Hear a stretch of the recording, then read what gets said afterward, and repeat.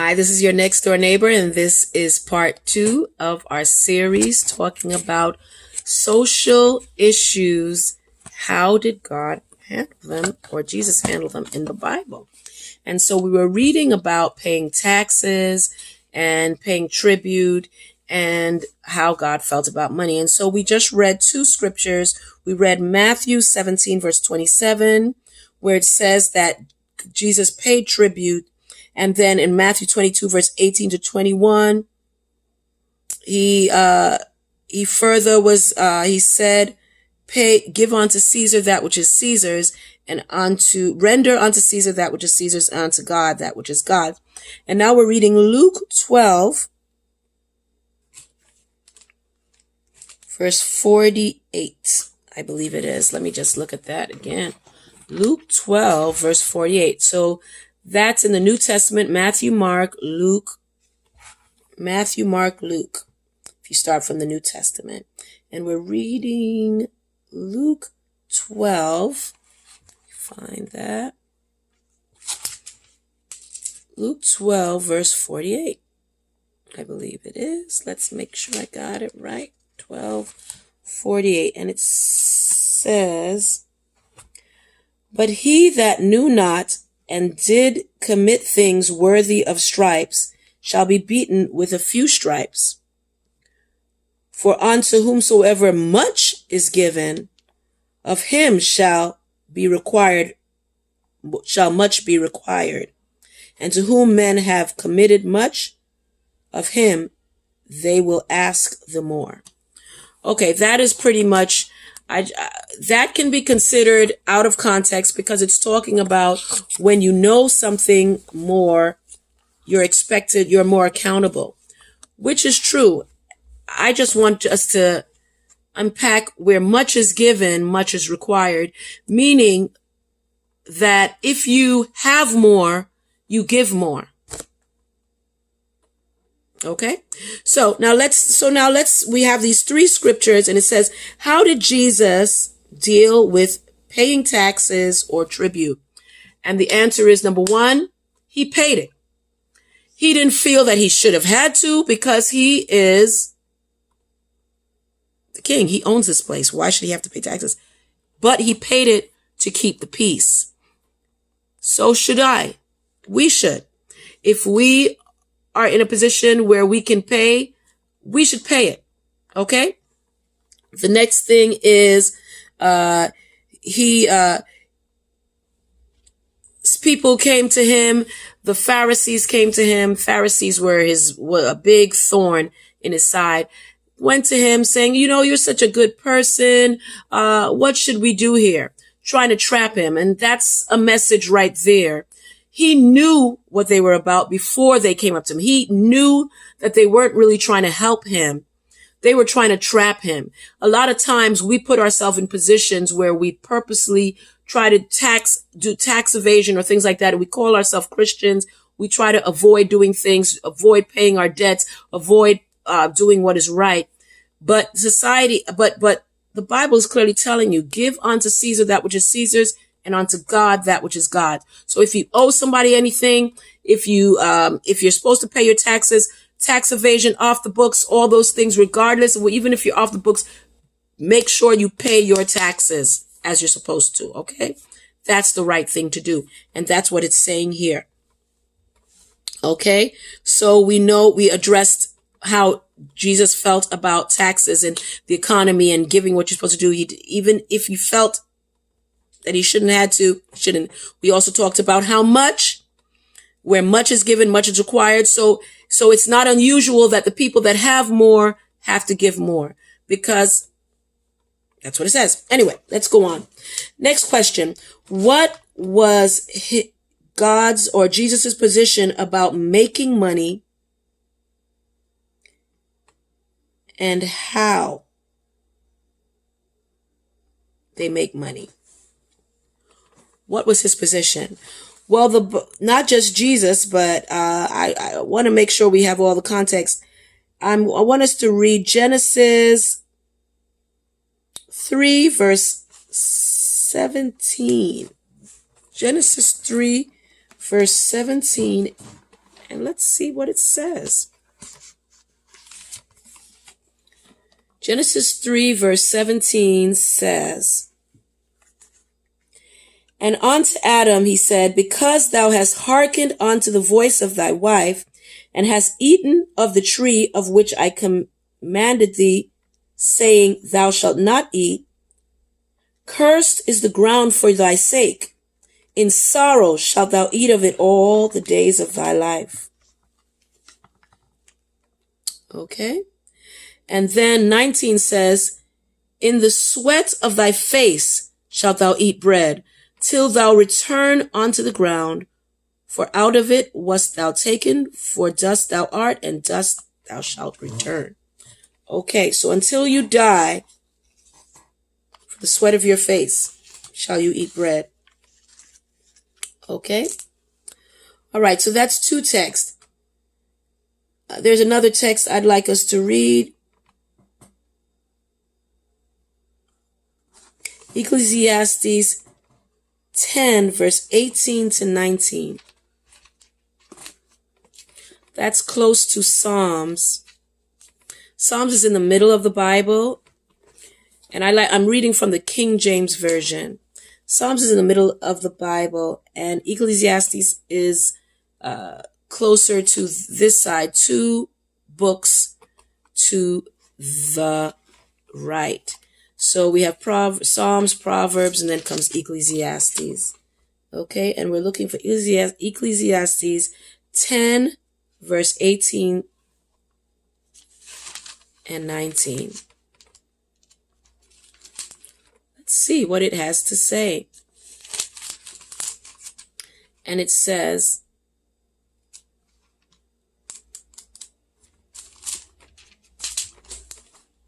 verse 18 and 19. Here we go. "By much slothfulness the building decays, and through idleness of hands the house droppeth through. A feast is made for laughter, and wine maketh merry, but money answereth all things." Now, when I first saw that text, "money answereth all things," I was saying, hey, money is the answer to the problems. But if you read the whole context of what it was saying, I want to believe it's all connected. And it's pretty much saying that there are some people that have the tendency to think money is the solution for everything. So they play around, they idle, they allow things to fall apart, and they say, well, because I have money, hey, I can get this taken care of and stuff like that. I can use people to do what I need to do. But the Bible is pretty much encouraging you to not be slothful, to be diligent, to get your work done, to do what you have to do. And money, a fool will say that money is the answer for everything, but money is not. Okay? So that's pretty much what that's saying. And so we're also going to read Matthew 25, verse 14 to 30. Matthew 25, verse 14 to 30. And we already know that Matthew is the first book of the New Testament. And we're finding Matthew 25. Was it Matthew 25? Did I say it right? Yes, Matthew 25, 14 to 30. And here we are. And it says, we're not going to read the whole thing. Oh, okay, Matthew 25. Oh, one page. There it is. Okay, 14 to 30. For the kingdom of heaven. Okay. Oh, yes. For the kingdom of heaven is as a man traveling into a far country, who called his servants and delivered unto them his goods. And unto one he gave 5 talents, unto another 2, and unto another 1, and every man according to his several ability, and straightway took his journey. Okay? Then he that had received the 5 talents went and traded with the same, and made them other 5 talents. Likewise, he that had received 2, he also gained other 2. But he that had received 1 went and digged in the earth and hid his Lord's money. Okay? Okay, so he hid his Lord's money. All right? So, what is the consequence of that? Let's go on.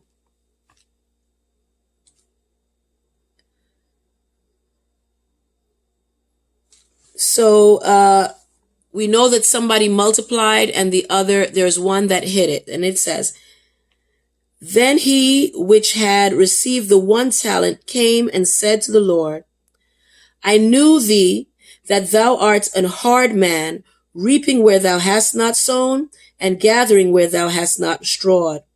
I was afraid, and I went and hid thy talent in the earth.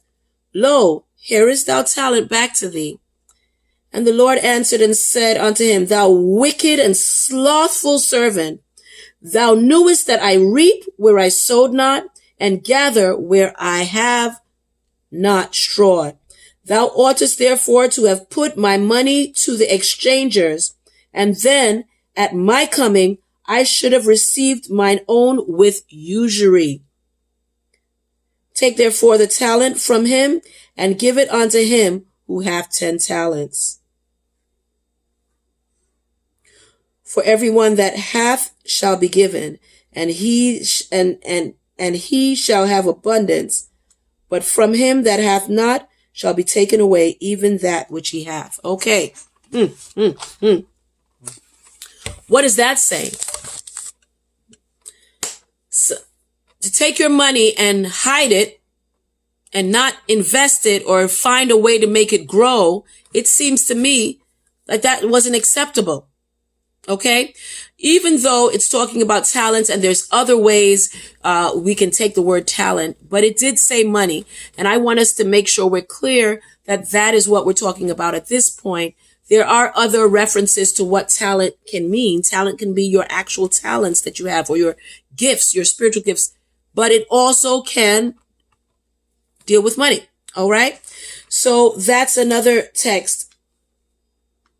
So now these 3 things that we read about, we read the 3 texts where 1, not to be slothful. We know by the sweat of your brow should you eat bread. We also said, Matthew 4 verse 4. That's important. Matthew 4 verse 4. That is another text that is very important. I'm so sorry. That should have been the first one that we read. So Jesus went into the wilderness to be tempted of the devil. And the devil said to him, If thou be the Son of God, command that these stones be made bread.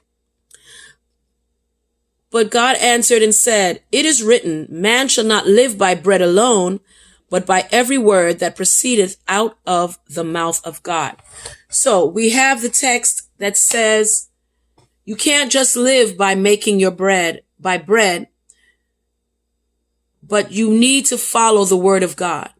Okay? So if you're making your bread and you're going contrary to the word of God, that's a problem. Furthermore, the devil was telling him to turn matter into bread.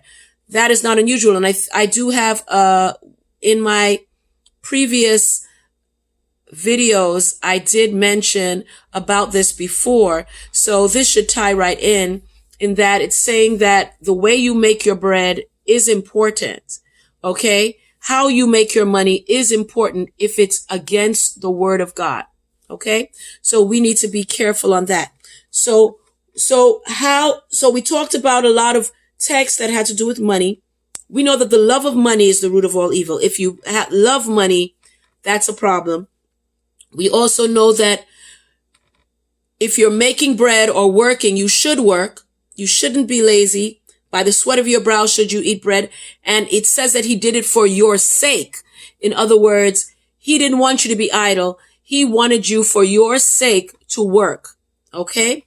He also said that there were some people that were slothful. They were making merry, joking around and having fun and using money as a catalyst to be idle. And, the house is falling apart. Things are falling apart because of that. And that is something that you shouldn't do. You shouldn't be idle.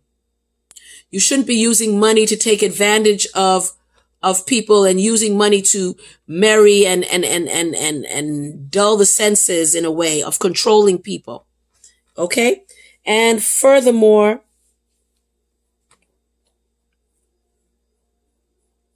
we looked at your money. You should, if you have an ability to help your money multiply, there is nothing wrong with that. Finding a way to make your money, as long as it's not against the word of God. Okay? So using matter to make money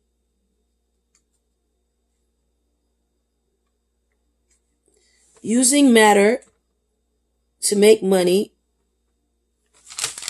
one of the things that God approves. The next thing is God expects you to work. And again, we agree, money used to control people instead of working honestly is not acceptable. Now, this is a soft topic. We're going to come back on our next video. See you soon.